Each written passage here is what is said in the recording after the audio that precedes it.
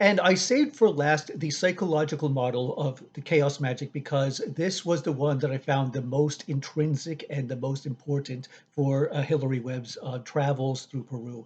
Because the idea of the psychological model in chaos magic is how magical ritual affects you personally. How does it give you personal transformation for the better? And this could be through the use of symbols and rituals in order to transform your outlook, transform your perceptions, even change your emotional dispositions based on the ways by which you consciously, or in some cases even unconsciously, train your mind to work differently. And these can be ways by which you can improve your psychological outcome. You can and your ability to engage with the world. So what I found throughout this work is that Hilary Webb is trying to wrestle with the idea of Yanantin as a foreign concept that is very different to her Western academic trained experience. And coming from an American background, coming to this very different understanding of the world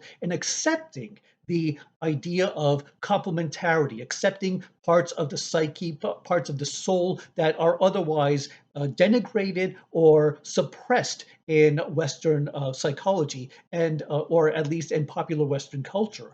And whereas in the indigenous worldview, these are things to be at least accepted. It's very similar to the idea of shadow work in many magical traditions, where you accept that there are negative and selfish and animal aspects of the human condition that have to be at least understood and confronted. And these are brought into complementarity in the Andean worldview. So this is a very important transformation and progression that Hilary Webb documents throughout her account of experiencing these ideas and these philosophical principles through this ethnographic study.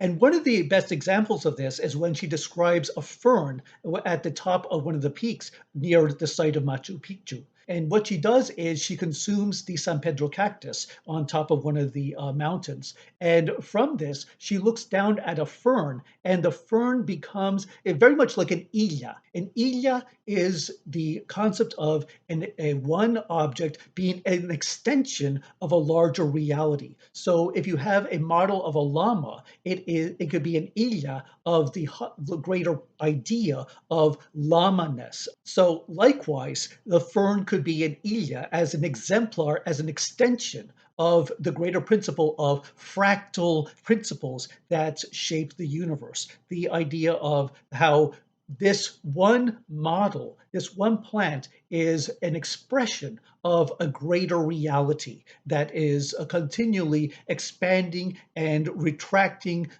based on the model of the fractal that is ever expounding outward and also infinitesimally going inward. So it is through these experiences she begins to understand her place in the cosmos and her acceptance of the dual energies as they are converging within her. This is the idea of the Pachacuti. This is the profound transformation of your inner world, even though this has also been used to describe important historical moments in Peruvian history or in world history where everything changed on a turn of the Pacha, on like say this profound moment of transformation and inversion. And these are ideas that are expressed through Pachacuti.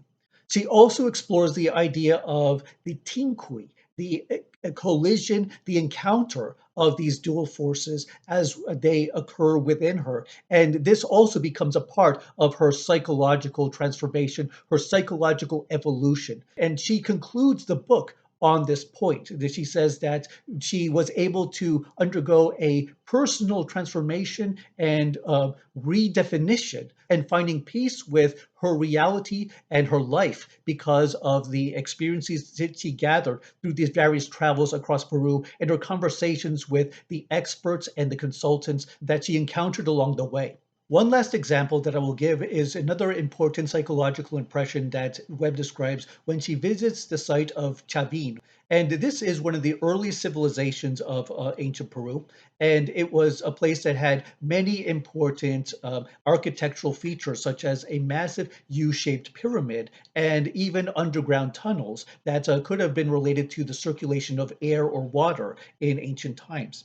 There is one point where Webb describes her walk through one of these archaeological temples in order to encounter this massive slender being called the Lanzon. It is this gargantuan, monstrous sculpture of this supernatural deity that is combined from feline, human, and other animal parts that together create this powerful impression upon her. This encounter with something that is so otherworldly, that is such a bizarre amalgamation of the things that are supposed to be natural, these things that are supposed to have their own respective animals, are being somehow mystically converged into this supernatural creature that is kind of leering down upon her as she walks through this deep tunnel in one of the temples. And I thought that this was a very good example of the ways by which these symbols can come together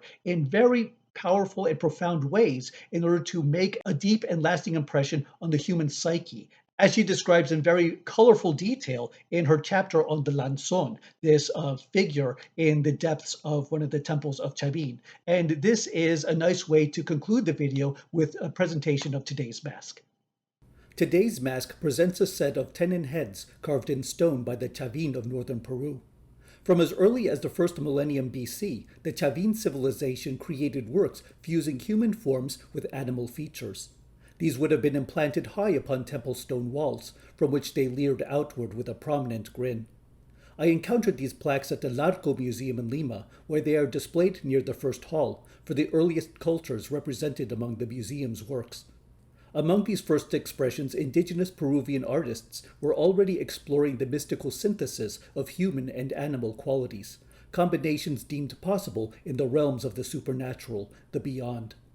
Such are the realities that the book Yanantin and Masintin in the Andean World invites the reader to contemplate.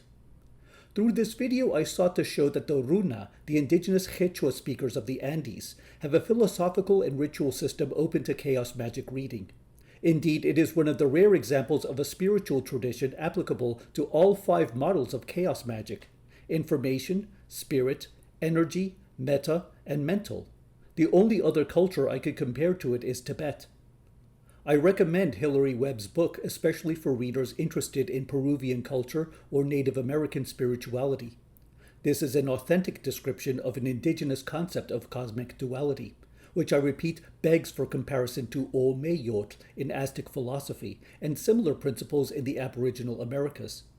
And finally, this work will be of exceptional interest and relevance for scholars and practitioners curious about living non-Western esoteric and occult traditions. Please like, share, and subscribe for updates. Your Patreon support goes toward research, travel, and production. Thank you for watching, and good roads.